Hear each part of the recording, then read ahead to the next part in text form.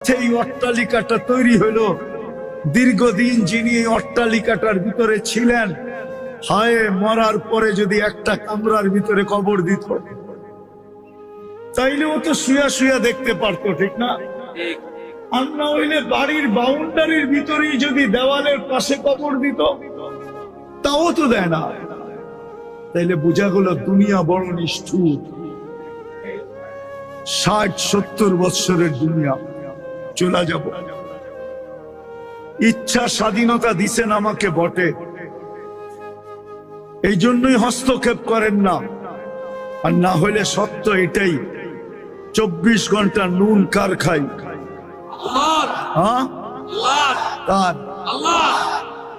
ও যুবক, রাগ হয়েও না। বিসিকের মানুষগুলা বলেন, ব্যক্তিত্ব আগে না অস্তিত্ব আগে?